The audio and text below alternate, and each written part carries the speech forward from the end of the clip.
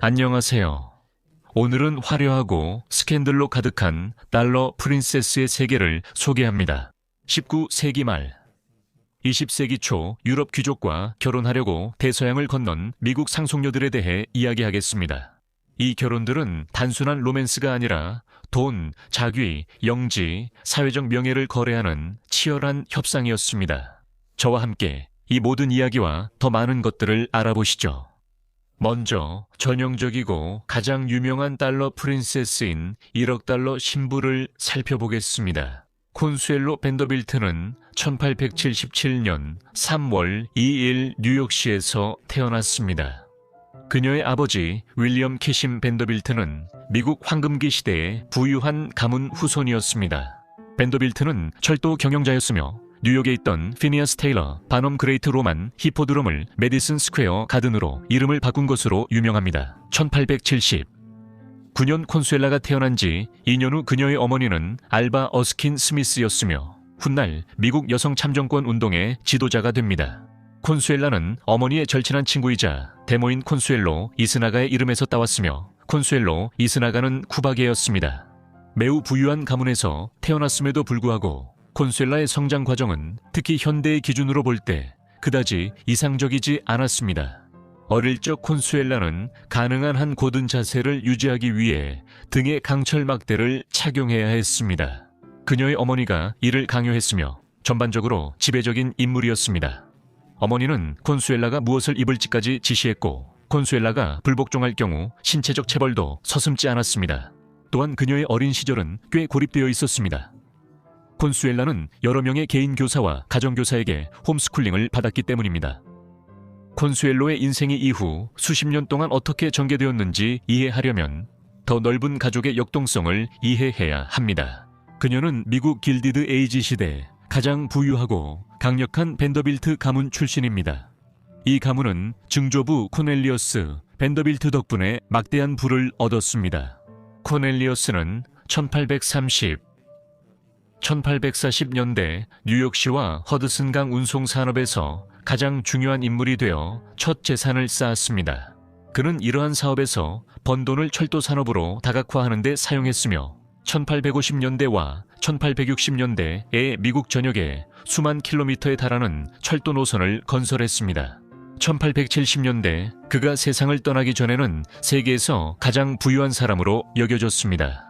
하지만 이런 것들은 19세기에는 오늘날보다 측정하기가 더 어려웠습니다. 콘수엘로의 할아버지이자 코넬리어스의 아들 윌리엄 헨리 벤더빌트는 1877년 아버지 사망 후 대부분의 재산을 상속받았으나 1885년 사망했고 이후 재산은 가족들 사이에 분배되었습니다. 하지만 윌리엄의 유언장 주요 수혜자는 콘수엘로의 삼촌이자 아버지인 코넬리어스 벤더빌트 2세였습니다. 그들은 약 5,500만 달러, 현재 가치로 약 20억 달러를 상속받았습니다. 이로써 콘수엘라는 부유한 가문에 태어났습니다. 불행하게도 그분은 그녀의 10대 시절 초반부터 긍정적으로만이 아니라 부정적으로도 그녀의 인생에 큰 영향을 미쳤습니다. 이미 콘수엘로가 누구와 결혼할지에 대한 추측이 있었습니다.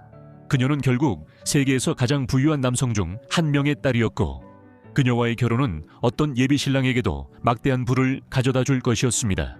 그녀의 어머니는 이를 잘 알고 콘수엘로가 신분 높은 결혼을 하기로 결심했습니다.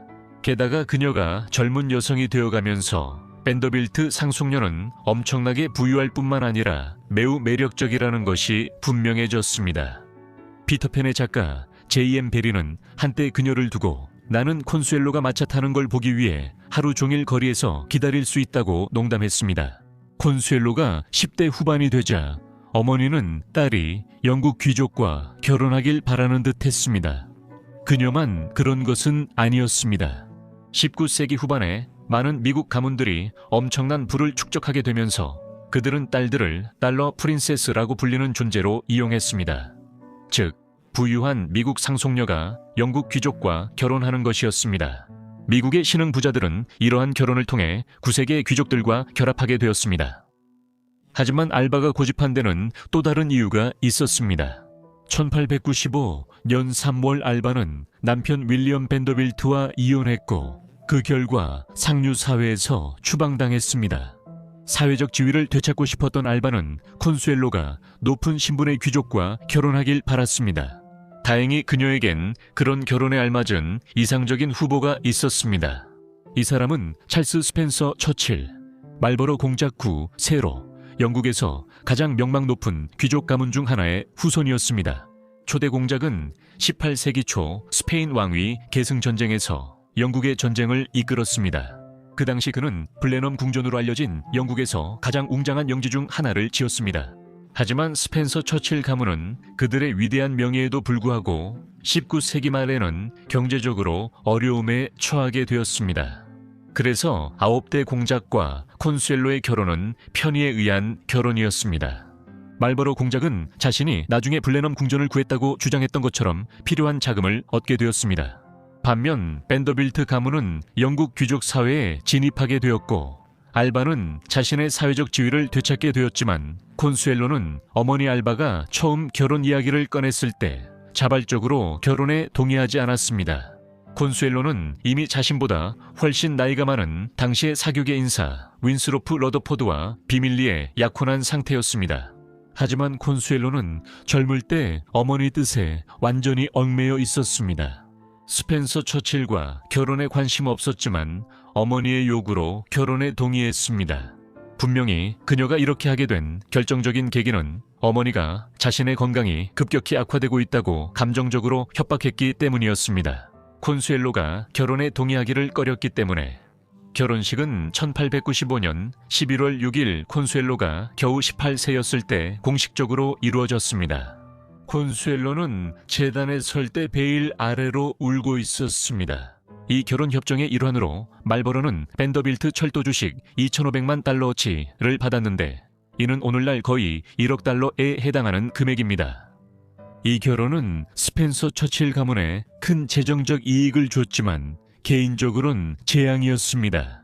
콘수엘로와 찰스는 결혼으로 각자의 연인을 포기했고 서로에 잘 적응하지 못했습니다.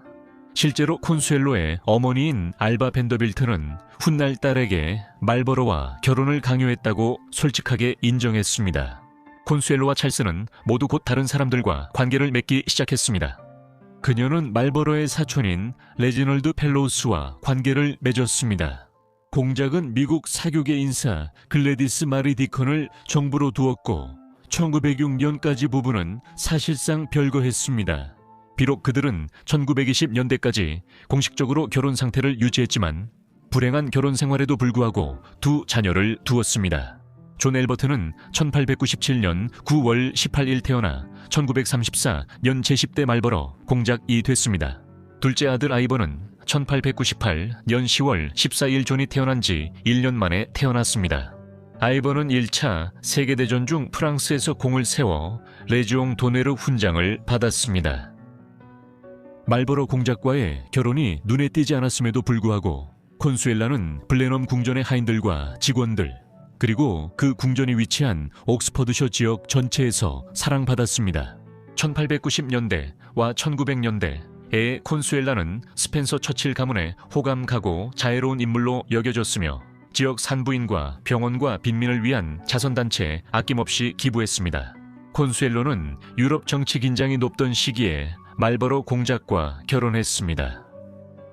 1870년대부터 열강들은 민족주의로 격렬하게 경쟁했습니다. 아프리카와 아시아 식민지 쟁탈전으로 영국과 독일 등 열강 간 긴장이 높아졌습니다. 20세기 초까지 유럽 전역에는 두 개의 주요 무장 동맹이 형성되었고 1914년 발칸반도에서 발생한 지역 위기가 제1차 세계대전으로 확산되었습니다. 콘수엘로는 새로운 고향에서 전쟁 지원을 위해 자선과 구호 활동에 적극 참여했습니다. 1914년 8월 5일 전쟁이 발발한 지 며칠 뒤였습니다. 그녀는 미래의 미국 대통령 허버트 후버의 아내 루 후버 그리고 레이디 랜돌프 처칠과 함께 미국 여성 전쟁 구호 기금을 설립했습니다. 이 단체는 영국에서의 전쟁 지원과 구호를 돕기 위해 조직된 미국 여성들의 해외 단체였습니다. 이후 몇 년 동안 콘수엘로는 미국 여성 전쟁 구호 기금을 통해 미국에서 영국을 돕기 위한 기금 모금 활동에 참여했습니다. 즉 1917년 미국이 영국 프랑스와 함께 참전할 때까지였습니다. 기금은 또한 모금한 돈을 사용해 뜨개질 공장과 작업장을 운영하고 심지어 군병원까지 설립했습니다. 전쟁이 끝날 무렵 미국 여성전쟁 병원이라고 불린 이 병원은 7,000명 이상의 부상병을 치료했습니다. 콘수엘로와 찰스는 결국 1921년에 이혼을 공식화했습니다. 그때쯤 콘수엘로는 이미 잭스 발상과 오랜 기간 관계를 맺고 있었습니다. 발상은 항공 분야의 개척자로 세기 전환기쯤에 열기구 작업을 시작했지만 이후에는 비행기 제작으로 옮겨갔습니다. 그는 1903년 키티호크에서 라이트 형제와 일한 뒤 최초로 비행기를 조종했습니다. 그와 콘수엘로는 그녀가 말버러와 이혼하기 전부터 오랫동안 깊은 관계였습니다. 그리고 이혼이 확정되자마자 콘수엘로와 자크는 1921년 7월 4일에 결혼했습니다. 그는 52세였고 그녀는 44세였습니다. 콘수엘로의 두 번째 결혼은 매우 행복했습니다. 콘수엘로는 1950년대 초 대필 자서전에서 팔리산과의 시간을 황금 같았다고 했습니다. 그들은 30년대 주로 파리에 살았고 나치 징역 때 가까스로 파리에서 탈출했습니다. 1940년 여름 그들은 스페인으로 도피한 뒤 포르투갈을 거쳐 미국으로 향했고 이후 플로리다에 정착하여 남은 생을 미국에서 보냈습니다. 콩수엘로와 자크의 결혼 생활 후반부 대부분은 플로리다 주 판비치 카운티의 작은 마을 마넬르팽에서 보냈습니다. 이곳에서 그녀와 두 번째 남편은 150에이커 부지에 대저택을 짓고 콩수엘로 어머니 이름을 따 카사 알바로 명명했습니다. 이 저택은 26,000 평방피트 규모로 1950년대 판매 당시 56만 8천 달러로 평가되었습니다.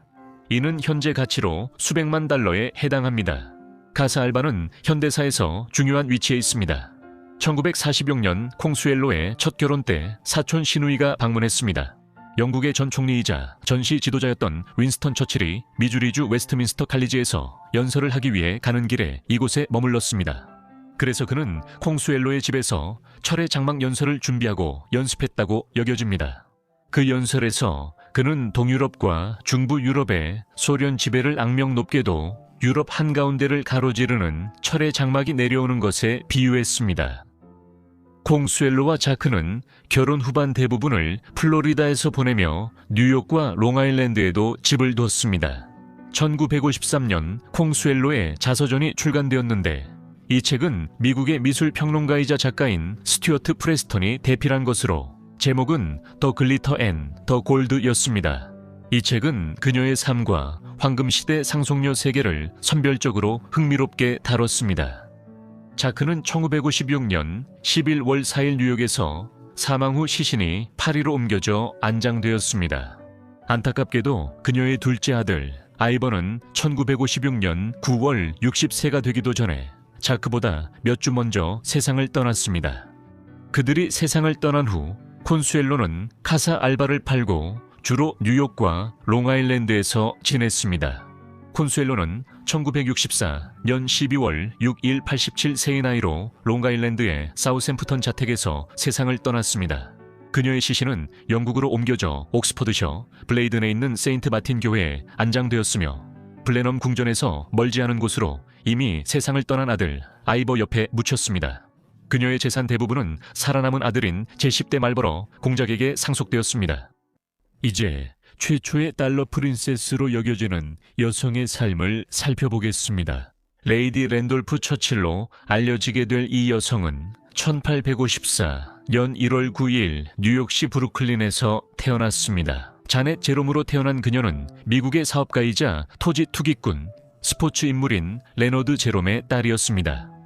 그녀의 어머니는 클라리사 제롬 니홀로, 클라리사의 아버지인 앰브로스 홀 역시 토지 소유주였으며 한때 뉴욕주 의회 의원이기도 했습니다.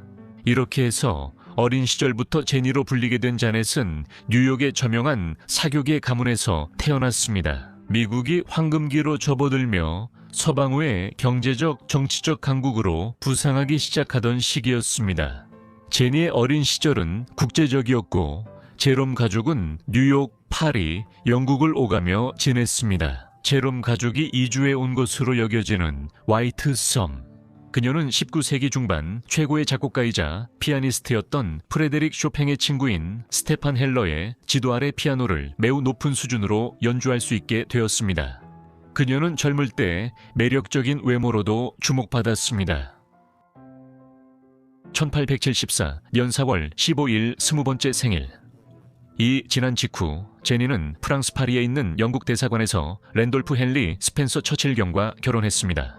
그는 존 윈스터 스펜서 처칠, 말버러 공작 7세의 셋째 아들이었으며 영국에서 가장 저명한 귀족 가문 중 하나의 일원이었습니다. 두 사람은 반년 전쯤 화이트 섬에서 열린 요트 경기에서 처음 만났고 며칠 만에 약혼했으며 몇 달 후 결혼했습니다. 하지만 처음부터 순조롭지 않았습니다. 랜돌프 경의 부모님은 아들의 약혼 발표에 충격을 받았습니다. 그가 그녀를 막 만났을 뿐 아니라 그녀가 문신을 한 미국 출신의 평범한 집안 출신이었기 때문이었습니다. 그들이 기대한 이상적인 상대는 아니었습니다. 그들은 결혼을 막으려고 했지만 그녀의 가족이 얼마나 부유한지 알게 되자 그들의 의견이 다소 바뀐 것 같습니다. 제니의 결혼에는 오늘날 가치로 500만이 넘는 거액의 지참금이 따라왔습니다. 랜드돌프 경의 부모는 그 돈이 큰 도움이 될 걸 알고 마지못해 결혼을 허락했습니다. 그녀는 귀족 자기를 받아 레이디 랜돌프 처칠로 알려졌지만 두 사람은 당시 이를 알지 못했습니다. 이들은 사회적 지위를 찾는 미국 상속녀들이 영국 귀족과 결혼하는 유행을 시작하게 되었습니다.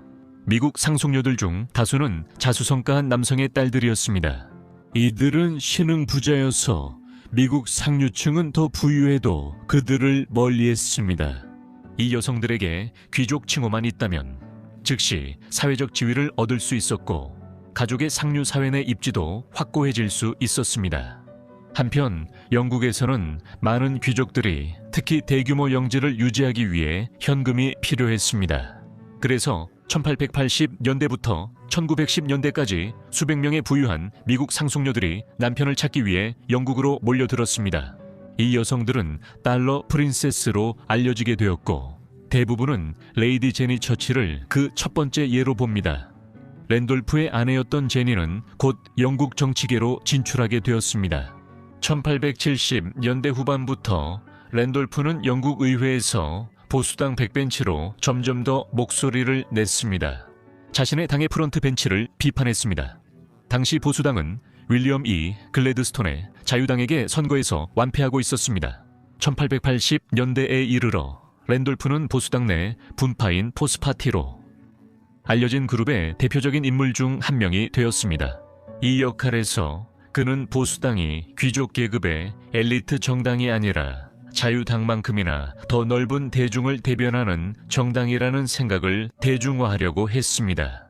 이 정책의 성공으로 랜돌프는 1885년 인도 담당 국무장관이 되었습니다. 제니는 1880년대 내내 랜돌프의 정치 경력을 지원하며 선거 유세에 동행했고 1883년 랜돌프와 헨리 드러먼드 울프 경이 만든 프림로즈 리그에서도 적극적으로 활동했습니다. 보수당 싱크탱크로서 그녀는 작은 모금 파티도 주최했는데 이는 동맹을 강화하는 것만큼이나 남편의 정치적 적들을 감시하기 위한 목적도 있었습니다. 이 발전으로 일부는 랜돌프 부인이 치명적인 적들의 진화 파티 개념을 발명했다고 추측하기도 했습니다. 손님의 신분과 상관없이 제니는 사람들을 매료시키며 사교적 매너로 많은 칭찬을 받았습니다. 이것은 남편의 정치 생활에 큰 도움이 되었습니다. 제니가 상냥한 반면 남편은 많은 사람들이 불쾌하게 여기는 거침을 가지고 있었기 때문입니다. 하지만 대중의 지지라는 겉모습 뒤에는 제니와 랜돌프의 결혼 생활에 문제가 있었습니다. 이 문제의 대부분은 랜돌프가 매독에 걸렸기 때문이었습니다. 이 질병은 아마도 그와 제니가 1870년대 중반 결혼할 때 2차 단계에 접어들었을 것입니다. 하지만 두 사람은 결혼 후 두 자녀를 얻었습니다. 윈스턴과 존 윈스턴은 두 사람이 결혼한 지 8개월, 이 조금 넘은 1874년 11월 30일에 태어났습니다. 그리고 그는 결혼 전 임신 가능성이 컸습니다. 당시 일부 사람들이 추측했던 것처럼 조산이 아니라 존은 6년 후에 태어났고 1880년대와 1890년대 애는 존의 출생에 대한 끊임없는 소문이 돌았습니다. 많은 사람들은 랜돌프 경이 아버지가 아니라고 믿었습니다. 이것은 거의 근거 없는 추측이었는데 그는 아버지와 닮았을 뿐만 아니라 형과도 놀랄 만큼 비슷했기 때문입니다. 하지만 그런 소문이 돈 것도 무리가 아니었습니다. 그때 이미 제니의 연애는 공공연한 사실이었으니까요. 그중 가장 심각했던 것은 오스트리아 헝가리 제국의 런던 대사관에 소속된 외교관인 킹스키 백작과의 관계였습니다.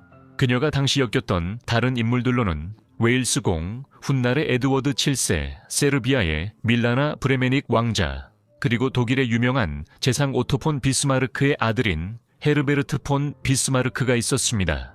19세기 후반 런던의 악명 높은 사교계 소문 속에서 제니는 여러 번 기혼 남성과 불륜을 저질렀다는 이유로 점점 레이디 제인 스네처로 알려지게 되었지만 세월이 흐르면서 그녀는 점점 더 신중해졌습니다. 랜드돌프의 경력은 1880년대 후반과 1890년대 초반에 하락했으며 이는 그가 솔즈베리 경에게 불충실하다는 반복적 주장 때문이었습니다. 또한 그의 건강이 악화됐기 때문입니다. 후자는 매독 때문이었고 이 병은 성인기 내내 악화됐으며 뇌종양과 다발성 경화증 가능성도 있었습니다. 의사가 매독 치료로 수은 복용을 처방한 것도 그에게 도움이 안 됐습니다. 1890년대 중반 상황이 너무 나빠지자 그는 제니와 세계 일주를 결심했습니다. 기후가 극적으로 바뀌면 그의 건강이 나아질 것이라는 희망이었습니다. 그러나 그렇지 않아 여행 시작 몇 달 만에 1894 연말 이집트에서 상태가 악화되자 중단되었습니다. 그는 제니와 급히 영국으로 돌아가 1895년 1월 말 세상을 떠났습니다. 1895년 랜돌프가 사망해 제니는 40대 초반에 과부가 됐습니다. 제니는 즉시 재혼을 하려고 하지 않고 오히려 직접 문학 활동을 시작했습니다. 그녀의 사회적 지위가 이에 도움이 되었습니다. 예를 들어 1899년에 제니는 앵글로색슨 리뷰를 창간하고 편집했으며 이 잡지는 런던의 출판사 존 레인에 의해 연 4회 발행되었습니다. 이 잡지는 헨리 제임스를 비롯한 저명한 작가들이 기고할 정도로 주목을 받았고 구독자 명단에는 왕족, 국가원수, 저명한 정치 가문들이 포함되어 있었습니다. 하지만 제니가 잡지를 금박 가죽 제본으로 결정해 가격이 너무 비쌌고 한 권당 기니화로 판매됐습니다. 이 잡지는 10호 만에 폐간되었습니다. 이 시기 제니는 영국 주재 미국 여성위원회를 이끌었고 미국 상류층의 지원도 받았습니다. 최종 목표는 남아프리카에 의료선을 지원하고 장비 자금을 마련하는 것이었습니다. 1899년 그곳에서 제2차 부어전쟁이 발발한 후 제니 자신도 병원선 메인호를 타고 전쟁터로 향하는 첫 항해에 영국 식민지로 떠났습니다. 몇 년 후인 1908년에 그녀는 레이디 랜돌프 처칠의 회상록이라는 제목의 회고록도 출간했습니다. 이 책은 그녀가 입양된 조국인 영국과 그녀가 태어난 미국 모두에서 적당한 성공을 거두었습니다. 게다가 거의 같은 시기에 그녀는 그의 빌린 깃털이라는 제목의 희곡을 집필했고 이 작품은 1909년 런던 무대에서 공연되었습니다. 제니는 남편 사망 후 2번 더 결혼했으며 두 번째 남편은 조지 프레더릭 미들턴입니다. 코레 은월리스 웨스트는 스코츠 가드의 저명한 장교로 그녀가 1899년 남아프리카에 의료 지원을 보내며 만난 사람입니다. 그녀가 영국에 돌아온 뒤 두 사람은 1900년 7월 20일 결혼했습니다. 제니는 새 남편보다 20살이 많았고 새 남편은 그녀의 장남 윈스턴보다 겨우 2주 더 많았습니다. 이로 인해 그 결혼은 일부 사회에서 좋지 않은 시선을 받았습니다. 하지만 결국 그들의 결혼을 서서히 끝나게 만든 것은 나이 차이가 아니라 불륜이었습니다. 1909년 제니의 연극이 런던에서 공연될 때 조지는 공연의 주연 배우였던 비어트리스 로즈 캠벨과 관계를 시작했습니다. 이 일로 조지와 제니의 결혼 생활이 무너지기 시작했고 두 사람은 1912년 별거 후 1914년 이혼했습니다. 이 이혼은 제1차 세계대전 중에 일어났습니다. 제니는 다시 제2차 보호 전쟁에 관심을 갖고 4년간 페인턴의 미국 여성전쟁병원을 이끌었습니다. 그녀는 또한 수도의 랭커스터 게이트에 있는 병원에 정기적으로 직접 나타나 그곳에서 회복 중인 부상병들을 돌보았습니다. 1917년 말 세계 분쟁의 흐름은 비교적 명확해졌습니다. 제니의 고향인 미국이 그녀가 입양된 나라 영국을 돕기 위해 나서면서 1918년 11월 독일의 패배로 전쟁이 끝나게 됩니다.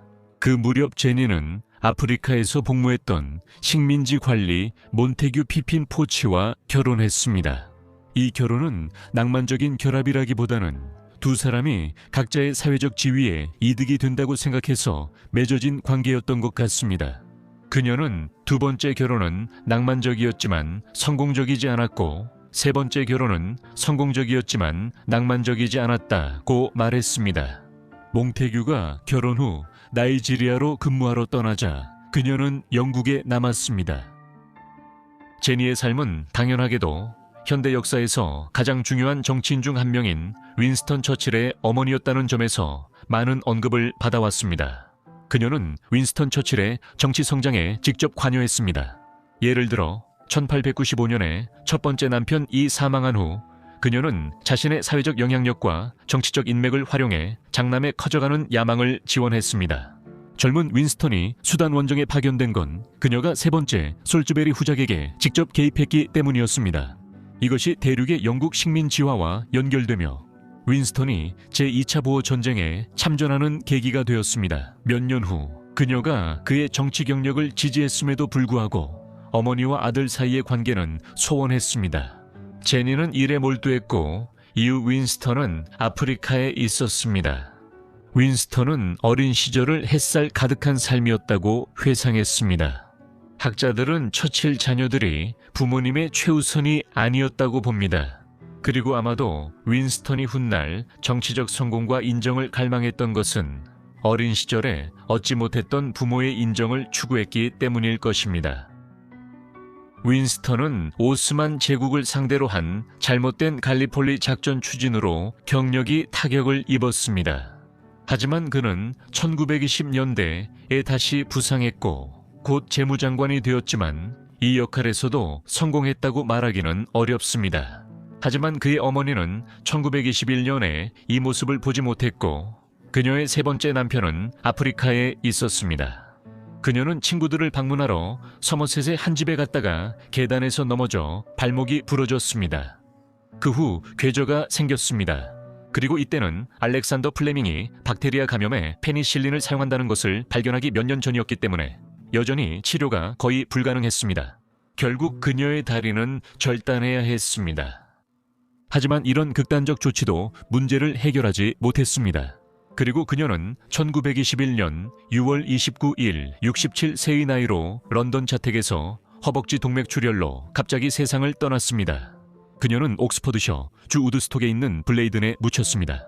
그곳에서 그녀는 첫 번째 남편 옆에 안장되었습니다. 제니가 세상을 떠난 여러 해 후 그녀의 아들 윈스턴 처칠은 재무장관직을 잃었습니다. 이후 그는 공직에서 물러나 약 10년 동안 정치적 유배 생활을 하게 되었습니다. 이 시기는 그의 인생에서 황야의 시기로 알려져 있습니다. 이 시기 동안 처칠은 나치, 독일의 점점 커져가는 위협에 대해 나라에 경고했습니다. 결국 1939년에 그는 다시 해군성 제1경으로 임명되었습니다. 다음 해 그는 총리가 되어 영국을 2차 세계대전으로 이끌며 나치 저지의 핵심 역할을 했습니다. 이 때문에 모든 결점에도 불구하고 그는 많은 사람들에게 역대 최고의 영국인으로 여겨집니다. 다음으로 우리는 그녀의 아름다움과 우아함으로 영국 제국을 매료시키고 인도 제국의 부총독 부인 메리 커즌 부인으로 알려진 여성에게 주목합니다. 메리 빅토리아 라이더는 1870년 5월 27일 미국 일리노이주 시카고에서 태어났습니다. 메리의 부모는 어머니 메리, 테레사 카보와 아버지 레비 지글러 라이더였습니다. 메리는 네 남매 중 둘째였으며 1868년에 태어난 오빠 조셉과 1873년과 1880년에 각각 태어난 두 여동생 낸시와 마거릿이 있었습니다. 어린 시절부터 메리의 아버지 레비는 오하이오에서 자파 사업에 종사하다가 시카고로 이주했습니다. 메리가 1870년에 태어났을 때쯤 레비는 시카고에서 마샬 필드와 함께 상업 무역 분야의 저명한 인물로 자리 잡고 있었습니다. 하지만 메리가 겨우 1살이었을 때 끔찍한 화재가 그녀가 태어난 도시를 휩쓸었습니다. 시카고 대화재로 알려진 이 화재는 1871년 10월에 발생했으며 300명의 목숨을 앗아가고 약 33평방마일, 9평방킬로미터에 달하는 도시를 파괴했습니다. 그 결과 라이더의 가게도 완전히 불타버렸지만 이런 시련에도 불구하고 그는 곧 다시 가게를 재건했습니다. 그리고 머지않아 필드 라이더 앤 컴퍼니는 미국 전역에서 가장 선도적인 직물 소매업체가 되었습니다. 이로 인해 돈이 쏟아져 들어오기 시작했고 라이더 가문은 곧 오늘날 수억 달러에 해당하는 막대한 부를 축적하게 되었습니다. 1881년 라이더는 자신의 지분을 매각하고 직물 사업에서 은퇴했습니다. 그 후 회사 이름은 마샬 필드 앤 컴퍼니로 변경되었습니다. 라이더는 자신의 막대한 부동산 투자에 집중하고자 했고 가족과 함께 수도인 워싱턴 디스트릭트 업 콜럼비아로 이주하기 위해 회사를 떠났습니다. 어린 메리는 주로 듀퐁트 서클의 제임스가 소유했던 집에서 자랐습니다. 지 블레이는 미국 정부에서 2차례 국무장관을 역임한 오랜 미국 상원의원이었습니다. 하지만 블레인의 옛 저택도 레비 라이더에겐 충분히 크지 않았습니다. 그리고 메리가 자라던 시절 55개의 방이 있는 거대한 가족저택인 라이더 하우스가 워싱턴의 새로운 집으로 지어지고 있었습니다. 하지만 메리는 부유한 미국 사업가의 딸로서 그곳에서 오랜 시간을 살지는 않았습니다. 여자아이들도 남자아이들처럼 교육받을 자격이 인식되던 시기에 메리는 훌륭한 교육을 받았습니다. 워싱턴에서요. 그녀는 여러 가정교사와 가정부에게 집에서 역사, 과학, 고전 문학을 배우며 춤, 노래, 음악도 익혔습니다. 프랑스인 가정교사 덕분에 1880년대 말쯤 그녀는 프랑스어를 유창하게 구사하게 됐습니다. 많은 이들이 그녀의 재치와 폭넓은 학식을 언급하며 이것이 침착함과 세련됨을 더해 성숙하고 지적인 남녀 모두에게 매력적으로 보였다고 했습니다. 메리는 18세가 된 후 1888년 겨울에 사교계에 데뷔했습니다. 그녀는 당시 아름다운 젊은 여성으로 주목받았습니다. 이것은 그녀의 사교적 매너와 교육과 더해져 그녀가 영국 귀족과 결혼할 수 있는 이상적인 후보가 되게 했습니다. 19세기 말과 20세기 초 많은 미국 부유한 사업가들의 딸들이 영국 귀족의 아들과 결혼하여 아메리칸 달러 프린세스로 알려지게 되었습니다. 이 과정에서 이러한 결혼은 상호 이익이 되었습니다. 많은 경우 영국 가문은 오랜 세월 동안 심각한 빚을 지게 되어 영국에서 그들의 훌륭한 영지와 상류 사회 생활 방식을 유지하기 위해 새로운 자금이 필요했습니다. 반면 라이더와 같은 가문이 영국 귀족과 결혼함으로써 미국에서는 돈만으로는 얻을 수 없는 사회적 지위를 얻게 되었습니다. 결국 메리는 캐들스턴의 커즌 가문과 결혼하게 되었는데 이 귀족 가문은 그 혈통을 11세기 노르만의 영국 정복 시기까지 거슬러 올라갈 수 있었습니다. 커즌 가문이 윌리엄 정복왕과 함께 프랑스에서 영국 해협을 건너왔을 때 메리는 1890년 런던의 사교 행사에서 처음으로 조지 커즌을 만났습니다. 그때 이미 그는 31세의 보수당 국회의원이었습니다. 나이 차이에도 불구하고 그들은 빠르게 연애를 시작해 평소보다 오래 이어갔고 1895년 4월 22일 워싱턴에서 결혼했습니다.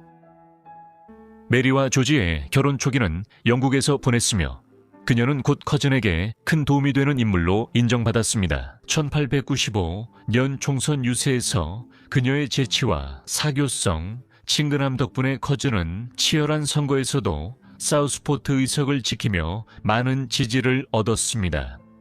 커즌은 처음에 자신의 영지를 구하기 위해 메리의 재산을 보고 결혼했지만 그는 메리와 사랑에 빠졌고 두 사람은 행복한 결혼 생활을 했습니다. 이 시기 메리의 남편 커즌은 중앙아시아에서 영국 정책을 대변하며 명성을 얻었습니다.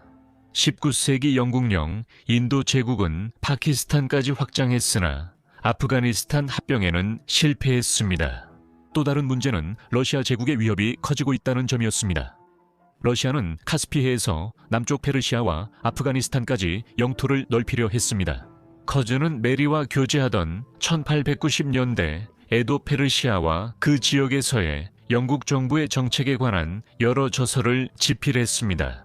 실제로 메리가 커즌에게 끌렸던 이유 중 하나는 그가 동양학에 관심이 많았기 때문인 것으로 보입니다. 영국 정부 역시 이 지역에 관심이 있었고 1898년 커즌은 이 지역에 관한 저서와 청원서를 바탕으로 세계에서 가장 중요한 정치적 직책 중 하나인 영국령 인도의 총독으로 임명되었습니다. 당시에는 임명과 함께 커즌은 아일랜드 귀족 자규인 캐들스턴의 커즌 남작으로 임명되었고 메리는 커즌 남작 부인이 되었습니다. 두 사람은 함께 인도로 향했고 그곳에서 메리는 부총독 부인이자 영국령 인도의 일종의 영부인이 되었습니다. 커즌 부부는 1898년 12월 30일 영국이 인도에서 가장 먼저 소유한 뭄바이 항구에 도착했습니다. 그들은 기쁘게도 열광하는 군중들과 왕실 예포로 환영을 받았습니다. 그들은 그곳에서 영국령 인도의 수도인 캘커타로 이동했고 그곳 정부 청사에서 열린 환영식에는 10만 명이 넘는 사람들이 모였던 것으로 추정됩니다. 거의 즉시 메리는 그녀의 아름다움과 품격으로 주목받았고 인도 전역에서 극찬을 받았습니다. 캘커타가 수도이긴 했지만 여름철에는 무더위가 매우 심했습니다. 그래서 정부는 시물라로 이동했습니다. 인도 북부 작은 산악 휴양지에서 세계 인구 상당수가 통치되던 곳이었습니다. 이것이 앞으로 6년 동안 커즌 부부의 삶이었습니다. 주로 캘커타의 관저에서 생활하고 여름에는 시물라로 이동하며 때때로 정부 업무의 일환으로 전국을 순회하곤 했습니다.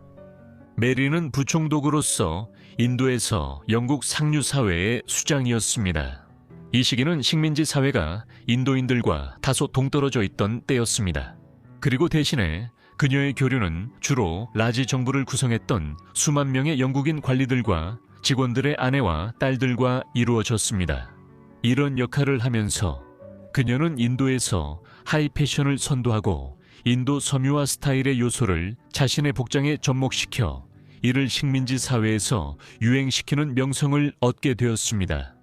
이로 인해 유럽 패션에도 영향이 미쳤고 런던과 파리 등 여러 도시 디자이너들은 오리엔탈과 아시아 패션의 새로운 아이디어를 갈망했습니다. 메리의 부인장 시절 가장 중요한 측면 중 하나는 1902년 델리 더바르를 기획한 것이었습니다. 이 행사는 에드워드 7세의 인도 황제 즉위를 기념해 열렸습니다. 에드워드 7세는 그의 어머니 빅토리아 여왕에 이어 그 칭호를 받은 두 번째 영국 군주가 되었습니다. 의식 장소는 인도 조상들의 수도 델리 근처 황량한 평야로 정해졌습니다. 커즌 부부는 1902년 이곳에서 거대한 군사 퍼레이드와 의식을 준비하는 일을 감독하는 책임을 맡았습니다. 이 행사는 영국의 인도 지배를 과시하는 선언과도 같았습니다. 하지만 그들의 실망과 달리 국왕은 직접 인도로 와서 행사에 참석하지 않았고 대신 그의 동생인 코노트 공작을 대표로 보냈습니다. 하지만 이것은 커즌 부부가 첫날 모든 관심의 중심이 되었다는 것을 의미했습니다. 그들은 코끼리를 타고 의식장에 입장했고 모든 더바 행사는 대관식 무도회로 절정을 이루었습니다. 메리와 그녀의 남편이 주재했으며 메리는 화려한 보석 세트와 금실과 은실로 만든 공작 드레스라는 눈부신 드레스를 입고 있었습니다. 그녀가 홀에 들어서자 군중들은 숨을 죽였다고 전해집니다. 이는 그녀의 아름다움과 우아함을 보여줍니다. 메리의 결혼으로 3명의 자녀가 태어났으며 모두 딸이었습니다. 아이린은 장녀로 결혼한 지 얼마 되지 않은 1896년 1월에 태어났습니다. 후에 그녀는 영국 귀족이자 사교계 인사, 자성아가 되었습니다. 그 결과 그녀는 1925년부터 영국 상원에 앉게 되었습니다. 수많은 구원자가 있었음에도 불구하고 그녀는 결혼하거나 자녀를 두지 않았습니다. 그녀는 많은 자선 활동에 참여했으며 특히 런던 청소년 클럽 연합의 회장으로 활동했습니다. 메리의 둘째 딸 신시아는 1898년에 태어났습니다. 그녀는 커즌 자녀 중 가장 논란이 많았던 인물로 1920년 오스왈드 모슬리와 결혼했습니다. 당시 그는 영국에서 능력이 뚜렷한 정치계의 신성으로 떠오르고 있었지만 1930년대 초에는 영국 파시스트 연합을 창설해 악명 높아졌습니다. 그녀와 오스왈드는 세 자녀를 뒀지만 신시아는 1933년에 세상을 떠나 자녀들의 성장을 보지 못했습니다. 오스왈드가 제2차 세계대전 중 영국 정부에 의해 구금되면서 아이린은 결국 자녀들의 보호자 역할을 하게 되었습니다. 마지막으로 알렉산드라는 1904년에 태어났습니다. 그녀도 1930년대 영국 파시스트 운동에 참여해 활동했습니다. 그녀는 자신의 형부이자 연인이었던 모슬리와 또 다른 연인이었던 이탈리아 런던 대사 디노 그란디를 통해 이탈리아의 베니토 무솔리니 정부 사이에서 역할을 했습니다. 이 일들은 1925년 그녀가 에드워드 8세의 친구이자 수행원인 에드워드 더들리 메트칼프 소령과 결혼했음에도 벌어졌습니다. 메리는 인도에서 자연보호 활동가로 알려졌으며 이 분야의 선구자였습니다. 특히 그녀는 흰코뿔소의 남획을 막는 데 열정을 쏟았습니다. 이 일은 그녀가 인도의 부인장으로 재임하던 시절 말기에 카자랑가 지역을 방문해 이 동물들을 보려고 했지만 한 마리도 찾지 못한 뒤에 일어났습니다. 이 일로 인해 커즈는 이 동물이 예전에는 번성하던 지역에서도 개체수가 크게 줄어들 정도로 심각하게 감소했다고 믿게 되었습니다. 그 결과 그녀는 카자랑가 보호림의 설립을 주도했으며 이 보호림은 오늘날의 카자랑가 국립공원의 시초가 되었습니다. 의심할 여지 없이 그녀는 이 노력을 선도했습니다. 메리가 보존 프로젝트에 몰두하고 있을 때쯤 그녀의 남편은 인도 주둔 영국군 사령관과 점점 더 격렬해지는 갈등에 휘말려 있었습니다. 허버트 키치너는 영국에서 위대한 전쟁 영웅 중 한 명이었습니다. 그는 1898년 옴두르만 전투에서 승리해 그 지역을 정복했습니다. 이후 파쇼드에서 프랑스와 대치했으며 제2차 보호전쟁 진압에도 참여했습니다. 커즈는 이후 영국 정부에 자신을 인도 주둔 영국군 총사령관으로 임명해달라고 청원했습니다. 하지만 두 사람의 관계는 곧 악화됐고 커즈는 키치너의 영국 주둔군 개혁이 자신의 권위를 약화시키려는 것이라 믿었습니다. 1904년까지 부총독이 된 커즌과 키치너는 심각한 갈등을 겪었지만 결국 승자는 키치너였습니다. 1905년 그는 부총독에서 소환되었고 커즌과 메리, 아이들은 고향으로 돌아갔습니다. 1905년에 인도를 떠날 때쯤 메리의 건강은 이미 악화되고 있었습니다. 메리는 세 번째 임신과 초기 유산으로 건강이 약해졌습니다. 인도의 열대 기후와 그녀의 바쁜 부총독 부인 일정은 상황 개선에 거의 도움이 되지 않았습니다. 1905년 남편의 부총독 임기가 끝난 후 영국으로 돌아가는 긴 여행이 상황을 더욱 악화시켰습니다. 그곳에 돌아가서도 상황은 나아지지 않았습니다. 그녀는 1906년 7월 18일 런던 웨스트민스터의 칼튼 하우스 테라스 자택에서 유산과 관련 수술로 인한 합병증으로 세상을 떠났습니다. 그녀는 겨우 36세였습니다. 이른바 달러 프린세스 중 가장 유명했던 인물 중 한 명의 비극적인 최후였습니다. 레이디 커즌이 세상을 떠난 후 그녀의 남편은 깊은 슬픔에 잠겨 그녀를 기리기 위해 캐들스턴 홀의 교구 교회인 올 세인츠에 추모 예배당을 지었습니다. 1917 연 커즌경은 또 다른 저명한 미국인 상속녀인 그레이스 엘비나 힌스와 재혼했습니다. 커즌경은 결국 1925년에 세상을 떠났고 첫 번째 아내 곁에 묻혔습니다. 그의 두 번째 아내는 세상을 떠나 교회 밖에 묻혔습니다. 메리 커즌과 그녀의 세 자녀가 가상의 그랜섬 부인과 그녀의 세 딸을 위한 영감의 일부가 되었다고 여겨집니다. ITV의 인기 시리즈 다운튼 애비에서 다음 이야기는 달러 프린세스로 돌아갑니다. 그녀는 결혼뿐 아니라 영국 첫 여성 국회의원으로 정치세도 이름을 남겼습니다. 낸시 에스터, 낸시 위치어. 랭온은 1879년 5월 19일 버지니아주 덴빌의 랭온 하우스에서 태어났습니다. 그녀는 어머니 낸시 위치어, 킹과 아버지 치스웰 덴비, 랭온 사이 11남매 중 8째로 태어났습니다. 랭온 가문은 18세기와 19세기에 불을 쌓은 오래된 남부의 부유한 가문이었습니다. 노예 노동과 담배, 면화의 호황으로 인한 플랜테이션 경제를 기반으로 랭온 가문은 1840년대와 1850년대의 호황기에 철도 건설 사업으로도 확장했습니다. 하지만 치스웰 랭온의 사업 제국은 남북전쟁과 노예제 폐지 이후 무너졌고 그로 인해 가문은 급격히 몰락하게 되었습니다. 낸시가 1879년에 태어났을 때 랭온 가문은 수십 년 만에 처음으로 수년간의 고난을 겪고 있었습니다. 하지만 치스웰은 곧 오랜 가문의 사업 인맥을 활용해 상황을 반전시켰습니다. 그는 남부주들에서 남북전쟁 재건 시기에 중요한 철도 건설 계약을 따냈고 이를 통해 1870년대 후반과 1880년대에 랭온 가문의 불을 쌓았습니다. 1890년대 초 낸시가 10대 시절로 접어들 무렵 랭온 가문은 마침내 부와 사회적 명성을 되찾는 데 성공했습니다. 1890년대 초 낸시는 랭온 가문 사이에서 대부분의 시간을 보냈습니다. 버지니아 뉴 매너와 뉴욕 저택에서 시간을 보냈습니다. 뉴욕은 도금 시대의 유력 가문들이 웅장한 저택을 소유한 도시였습니다. 낸시는 젊은 여성들을 위한 마무리 학교에 다녔고 고전과 외국어부터 춤, 사교 예절에 이르기까지 모든 것을 교육받았습니다. 랭온 자매들은 나중에 그들의 아름다움과 교양으로 유명해지게 됩니다. 그리고 보시다시피 특히 낸시는 앞으로 몇 년 동안 그녀의 날카로운 지성을 입증하게 되지만 항상 논란을 불러일으키지 않고서는 그러지 않았습니다.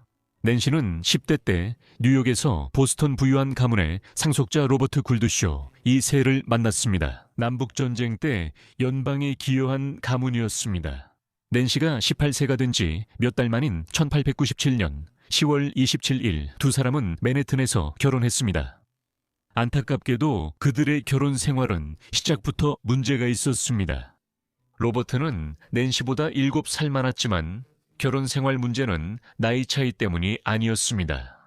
1898년 아들 로버트 주니어가 태어났지만 결혼 생활은 나아지지 않아 1901년 두 사람은 별거했습니다. 로버트의 친구들은 낸시를 남편을 억압하는 청교도적 통제광으로 묘사했지만 낸시의 지인들은 결혼이 끝난 이유가 로버트가 알코올 중독의 여자를 밝히는 사람이었기 때문이라고 주장했습니다. 사실 양쪽 모두 옳았을지도 모릅니다. 가슴 아팠지만 결연했던 낸시는 자신을 새롭게 만들기로 결심했고 이 야망은 곧 그녀를 대서양을 건너 역사 속으로 이끌었습니다. 낸시는 1903년에 로버트와 공식적으로 이혼했고 그해 어머니의 죽음이라는 또 다른 슬픔도 겪었습니다. 슬픔과 방황 끝에 낸시는 1904년 새로운 시작을 바라며 아버지 집이 있는 버지니아로 돌아왔습니다. 낸시는 어린 아들 바비의 완전한 양육권을 얻은 뒤 그를 데리고 영국 여행을 떠났습니다. 그리고 그녀는 곧 영국에 깊이 빠졌습니다. 아버지는 그녀가 해외에서 행복해하는 걸 보고 영국에 정착하라 격려하며 어머니도 같은 바람이었다고 전했습니다. 적응을 돕기 위해 그는 그녀에게 여동생 필리스와 함께 모험을 떠나보라고 제안했습니다. 얼마 후 낸시는 영국 사회에서 재치 있고 흥미로운 미국인으로 알려졌습니다. 그녀가 도착했을 때는 미국 젊은 여성들이 영국 귀족과 결혼해 사회적 지위를 얻는 것이 유행이었고 이들을 달러 프린세스라 불렀습니다. 이런 유행 때문에 그녀는 남편을 얻으러 오셨나요? 라는 질문을 받았고 낸시는 남편을 떼어내는 게 얼마나 힘들었는지 알았다면 그렇게 묻지 않았을 거예요. 라고 재치 있게 답했습니다. 이 말은 즉시 방 안의 사람들을 매료시켰고 곧 그녀가 런던 사교계의 스타가 될 재치 있는 기질을 보여주었습니다. 재미있게도 곧 낸시는 새 남편을 만났습니다. 1905년 그녀는 미국계 영국인 사업가이자 자성아인 윌리엄 월도프 바이카운트 에스터의 아들 월도프 에스터를 만났습니다.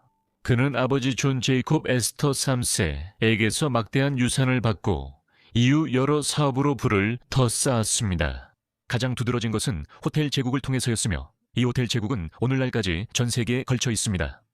우연히도 낸시와 월도프는 정확히 같은 나이였고 둘 다 1879년 같은 날에 태어났으며 월도프 역시 미국에서 태어났습니다.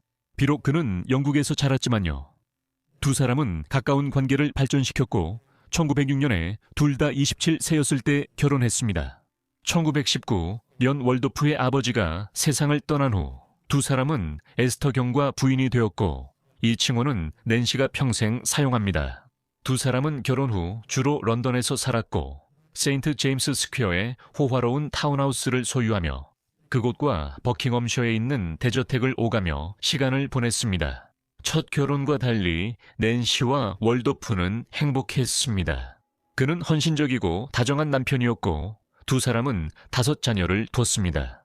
윌리엄 월도프 1907년생, 낸시 필리스 1909년생, 프랜시스 데이비드 1912년생, 마이클 1916년생, 그리고 네 번째 아들 존 제이콥 1918년생입니다. 이런 삶으로 낸시는 상류층에서 저명한 사교계의 여주인이 되었습니다. 하지만 그녀의 야망은 멈추지 않고 더 큰 무대로 나아갈 발판이 되었습니다. 영국 정치 낸시 에스터는 오늘날 영국 의회 역사상 최초의 여성 하원의원, 적어도 최초로 의석에 앉은 여성 의원으로 가장 잘 알려져 있습니다. 실제로는 아일랜드의 콘스탄트 마르키에 비치가 1918년 웨스트민스터에 선출되어 최초의 여성 하원 의원이었습니다. 하지만 그녀는 의회에서 자리하지 않았습니다. 그녀가 신페인당 소속이었기 때문인데 이 당은 런던 의석을 거부하고 더블린에서 분리된 의회를 만들었습니다. 결혼 초부터 낸시는 남편에게 정치에 도전해보라고 격려했습니다. 그는 성공해 1918년 플리머스 서튼 국회의원이 됐습니다. 하지만 1919년에 아버지가 돌아가시면서 알돌프는 두 번째 에스터 자작이 되어 상원의원이 되었고 그로 인해 하원의원 자리를 포기해야 했습니다. 이로써 플리머스 서튼에서 보궐선거가 열렸습니다. 그리고 최근 영국에서 있었던 여성 참정권 운동의 성공으로 인해 낸시는 그 기회를 잡아 하원의원 자리를 두고 선거운동을 벌였습니다. 43의 나이에 그녀는 1919년 11월 보궐선거에서 승리하여 영국 의회에 최초로 입성한 여성이 되며 역사를 썼습니다. 낸시 에스터는 이후 26년간 의석을 유지했습니다. 앞으로 보시겠지만 그녀는 잔인한 것으로 알려졌고 국회의원으로서의 시간은 종종 논란이 많았지만 동시에 중요한 업적들도 남겼습니다. 그녀는 1920년대 후반에 보수당 및 연합당, 일반적으로 보수당, 구어체로는 토리당 소속으로 합류했습니다. 레이디 에스터는 여성 학대 방지, 청소년 법정 공정 대우, 취약 여성 미혼모 지원 등 다양한 이슈에 캠페인을 벌였습니다. 런던 등 주요 도시에서요. 에스터는 다른 여성들의 정치 진출을 적극 지원했고 1924년부터 여성선거협회 초대 회장으로 여성의 정치 참여를 촉진했습니다. 영국과 미국에서 양차 세계대전 사이 그녀는 의회의 대표적 여성주의 인물로 부상했고 이는 그녀의 가장 오래 남는 업적이 되었습니다. 정치 분위기가 어두워지자 레이디 에스터의 견해는 더 논란이 많은 쪽으로 바뀌었습니다. 1920년대가 낸시의 정치 인생에서 약속과 성취의 시기였다면 1930년대는 그와 정반대였습니다. 서구 세계 전역에서 정치적 극단주의가 확산되던 시대에 그녀는 점점 더 다양한 논란이 많은 정치적 입장들을 공개적으로 지지하게 되었습니다. 예를 들어 낸시는 1920년대 미국에 온 아일랜드 이탈리아 이민자 영향으로 생긴 편견으로 로마 가톨릭에 강하게 반대했습니다. 하지만 그녀의 강경한 시각은 영국에서 자리 잡아가던 더 관용적이고 세속적인 태도와 충돌했습니다. 그녀의 방아톨릭주의가 해로웠던 만큼 시간이 지난 지금 돌아보면 유대인에 대한 그녀의 시각을 둘러싼 논란에 비하면 그 영향은 빛을 잃었습니다. 낸시 에스터가 반유대주의자였던 건 부인할 수 없습니다. 하지만 이런 태도는 정강이 유럽에서 흔한 일이었습니다. 1930년대 나치 정권이 유대인을 더욱 박해하던 시기를 기억하는 것이 중요합니다. 영국과 미국 정부는 독일과 오스트리아 난민에게 제한적 지원만 했습니다. 하지만 낸시 에스터의 반유대주의는 훨씬 더 뿌리 깊었습니다. 그녀는 당시 유행하던 음모론을 믿었는데 유대인들이 사회주의자 공산주의자들과 비밀리에 협력해 서구 사회를 무너뜨리고 새로운 세계 질서를 세우려 한다는 내용이었습니다. 1930년대 후반 낸시 에스터는 미국 대사이자 존 F. 케네디 대통령의 아버지인 조지프 케네디 시니어와 악명 높은 동맹을 맺었습니다. 에스터는 케네디에게 나치의 유대인 박해만으로는 영국과 미국이 전쟁에 끌려 들어갈 정당한 이유가 되지 않는다고까지 제안한 것으로 알려져 있습니다. 그녀는 나치 독일의 영국 대사 요아힘 폰 리벤트로프와도 친분을 유지하며 1930년대 후반 그를 호의적으로 언급했습니다. 하지만 이런 극단적 견해로 그녀는 정치적으로 고립됐고 이는 경력 종말의 시작이었습니다. 1939년 제2차 세계대전이 발발하고 1941년 12월 미국이 전쟁에 참전하면서 레이디 아스타는 정치적으로 완전히 고립되었습니다. 그녀의 과거 나치 호의적 입장이 정치적 반대자들에게 다시 언급됐기 때문입니다. 이러한 정치적 어려움에 더해 그녀는 가족을 잃고 아들의 점점 더 불안정해지는 행동을 감당해야 하는 개인적인 시련까지 겪게 되었습니다. 첫 번째 결혼에서 태어난 아들 아스터는 아버지로부터 과음하는 습관을 물려받았고 전쟁이 길어지는 동안 그녀의 평판을 회복하는데 별다른 도움이 되지 않았습니다. 그녀의 논란이 되는 발언들은 오히려 대중의 분노만 키웠습니다. 그녀는 남부 전선, 특히 이탈리아에서 싸우는 영국 군인들이 북부 프랑스의 더 위험한 전투를 피하려는 겁쟁이라고 암시한 발언으로 인해 널리 비판받았습니다. 디데이 이후 그녀의 태도는 소수민족, 종교적 소수자, 유대인에 대한 입장과 결합됐습니다. 1945년 유럽에서 홀로코스트 참상이 드러났지만 보수당 지도자들은 그녀가 부담이라고 결론지었습니다. 윈스턴 처칠 총리가 1945년 여름 전쟁 직후 조기 총선을 선언하자 낸시 에스터는 재출마 시 어떤 지원도 받지 못한다는 통보를 받았습니다. 그녀는 정당이나 가족 모두에게 지원을 받지 못했습니다. 남편은 출마하면 혼자 싸워야 한다고 경고했습니다. 분노와 굴욕을 느낀 그녀는 어쩔 수 없이 물러나야 했습니다.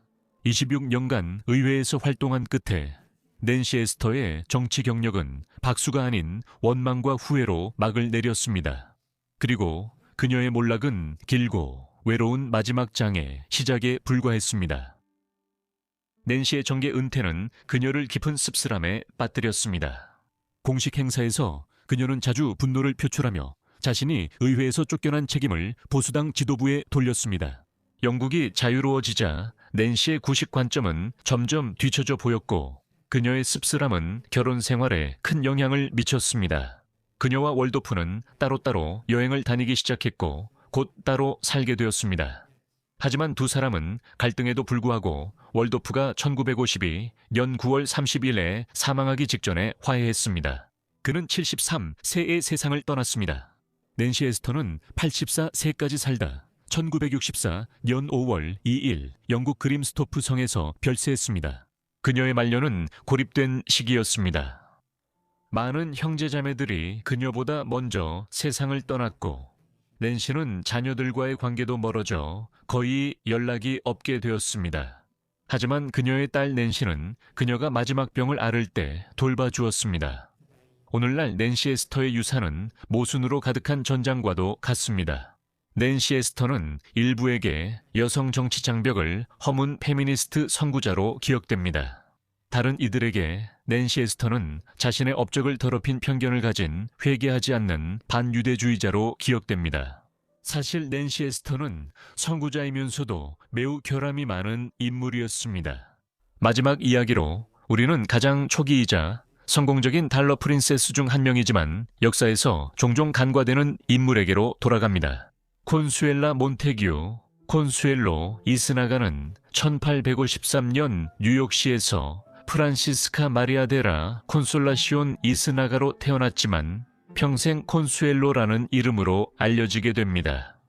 그녀는 안토니오 모데스타 이스나가, 델 발레와 엘레마리아 이스나가 구 클레멘트 사이 4자녀 중 둘째였습니다. 그들에겐 1850년생 아들 페르난도, 1856년과 1859년생 딸 나타카와 에밀리 등 3자녀가 있었습니다. 콘수엘로의 가족은 양가 모두 부유했습니다. 그녀의 아버지 안토니오는 쿠바 섬에서 오랫동안 사탕수수 농장을 운영한 부유한 가문 출신이었고 사탕수수 무역이 큰 수익을 올리던 시기였습니다. 그들은 가족이 쿠바로 이주하기 전부터 스페인 귀족과도 인연이 있었습니다. 하지만 그들의 부는 피로 얼룩진 돈이었습니다. 카리브해 사탕수수 산업을 위해 노예무역으로 얻은 것이었습니다. 수세기 동안 콘수엘로의 어머니 집안의 부는 더 윤리적인 출처에서 나왔습니다. 뉴욕 더치스 카운티의 클레멘트 가문은 콘수엘로가 태어나기 얼마 전부터 번영하기 시작했습니다. 이것은 그들이 증기선이라는 새로운 기술에 일찍 투자한 덕분이었습니다. 그들은 허드슨강과 맨해튼 그리고 뉴욕 대도시 주변의 물길에서 증기선을 운행했습니다. 이 산업은 빠르게 번창해 미국 황금시대 많은 이들에게 큰 부를 안겼습니다. 특히 코넬리어스 벤더빌트는 미국에서 가장 부유한 사람이 되었고 세계 최고 부자였을 수도 있습니다. 콘수엘라는 주로 루이지애나 주 콩코디아 페리시에 있는 레이븐스우드 플랜테이션에서 자랐습니다.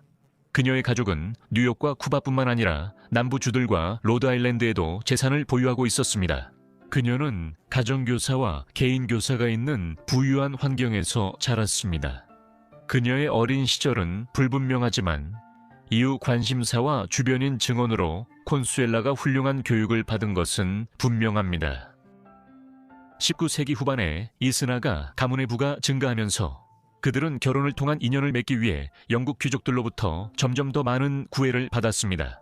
이 시기는 영국의 가장 오래된 귀족 가문들 중 상당수가 재정적 어려움에 처했던 시대였습니다. 수년, 아니 수세기 동안 런던과 시골 영지에서 사치스러운 생활을 유지해온 끝에 많은 가문들은 무모한 개인들이 수도에서 카드 도박을 하거나 심지어 투기성 경제 활동에 투자하면서 재산의 일부를 탕진하는 바람에 어려움을 겪었습니다.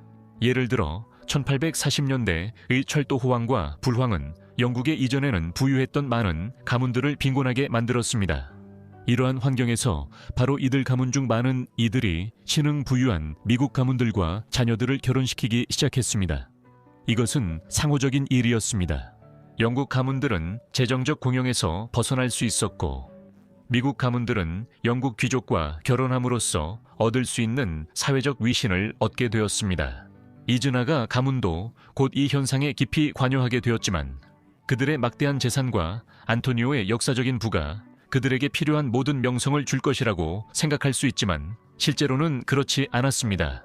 이즈나가 가문의 쿠바 혈통과 클레멘트가 신흥 부자였다는 사실 때문에 그들은 대부분의 부유한 가문들처럼 미국 상류 사회에서 대체로 배제되었습니다. 그들은 사회적 인정을 간절히 원했고 콘수엘로를 그들의 진입수단으로 여겼습니다. 그래서 아직 그녀는 알지 못했지만 콘수엘라는 곧 대서양을 건너 영국 신랑과 결혼하러 가게 될 것입니다. 그녀는 이른바 아메리칸 달러 프린세스의 첫 물결에 합류하게 된 것입니다. 1870년대 초 10대 후반에 콘수엘라는 뉴욕 사교계에 등장해 아름다움과 재치로 많은 사랑을 받았습니다. 그녀는 밴더빌트, 제롬 같은 당시 가장 부유한 가문들의 딸들과도 교류했지만 그녀와 그녀의 가족은 여전히 뉴욕 사교계의 최상류층에게는 받아들여지지 않았습니다. 엘리트 계층에서 제외된 이들은 결국 영국 상속인들과 결혼했습니다. 1870년대 뉴욕에서 어린 시절을 보낸 젊은 여성들의 삶은 수년 후 인상적으로 기록되었습니다. 이디스 워튼의 버커니어스는 실제 미국 상속녀들을 바탕으로 등장인물을 만들었고 그녀의 친구 콘수엘로도 포함됐습니다. 뉴욕에서 콘수엘라는 남북전쟁 이전 남부에서 함께 자란 어린 시절 단짝 친구 알바 어스킨 스미스와 재회했습니다. 알바는 곧 윌리엄 키스 앤 밴더빌트와 결혼하고 그를 처음 소개한 사람은 콘수엘로였습니다. 알바의 첫 아이가 태어났을 때 그녀는 콘수엘로를 데모로 삼았고 심지어 딸의 이름도 그녀를 따라 지었습니다.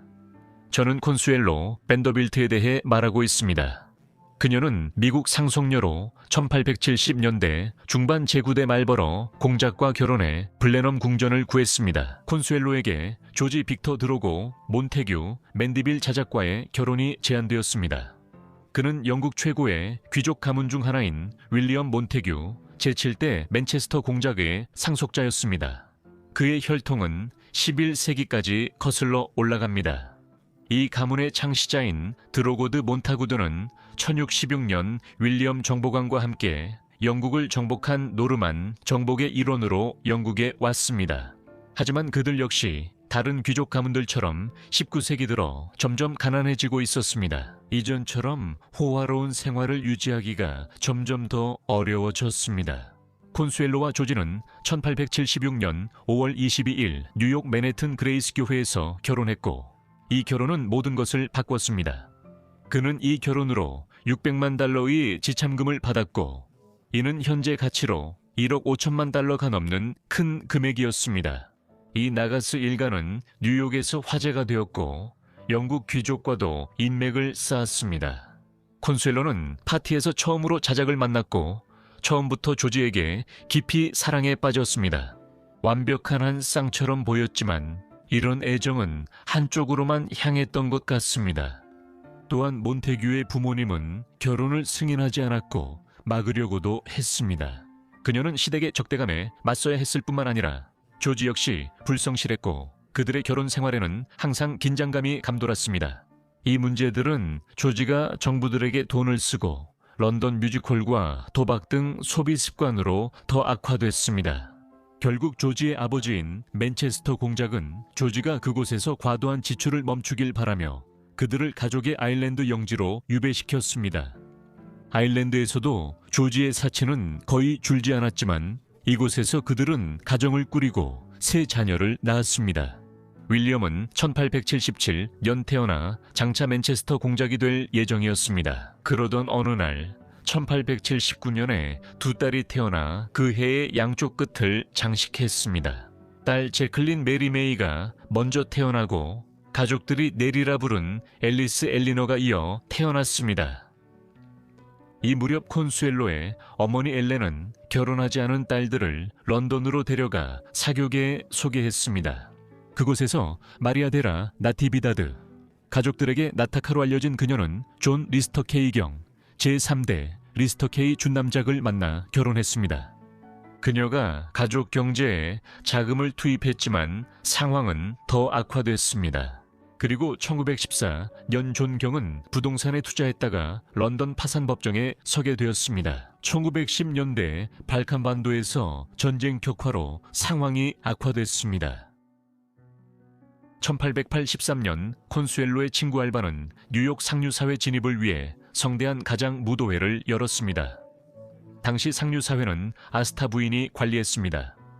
그 파티는 큰 성공을 거두며 뉴욕 상류층 사교계를 뒤흔들었습니다.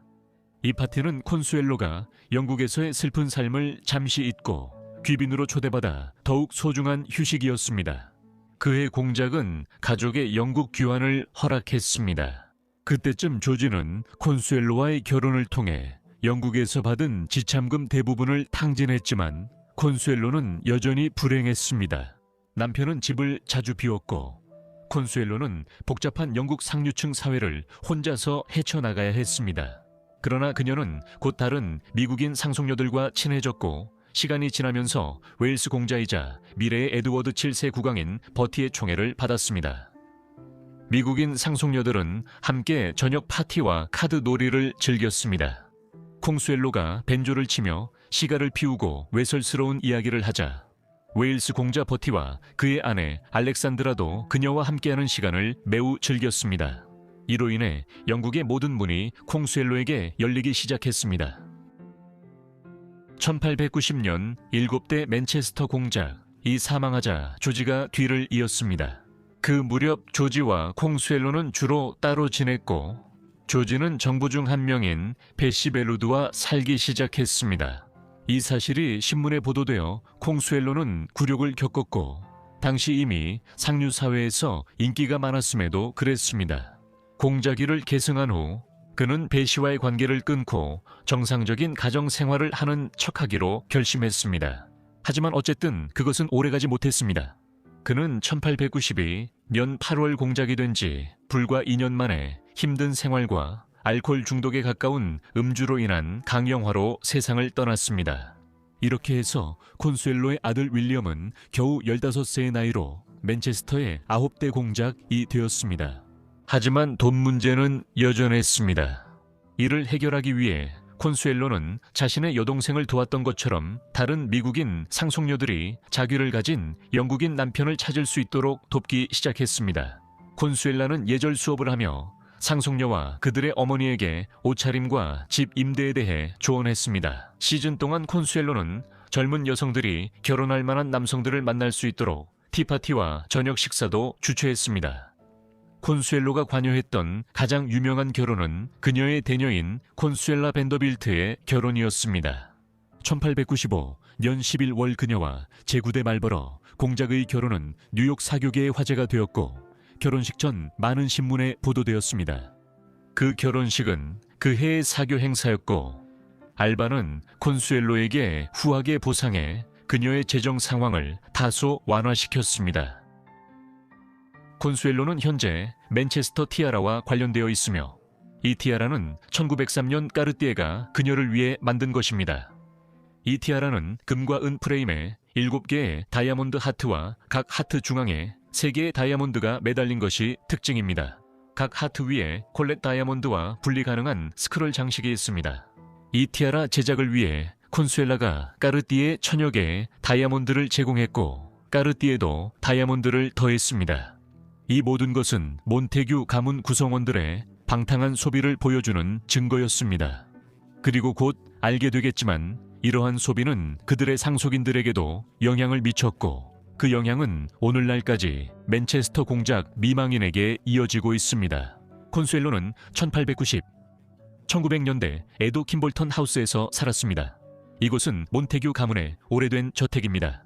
그녀는 남편보다 더 책임감 있게 공작의 의무를 수행할 수 있도록 아들을 키웠습니다. 그러나 윌리엄은 자라며 아버지처럼 돈을 헤프게 쓰고 무모하게 행동했습니다.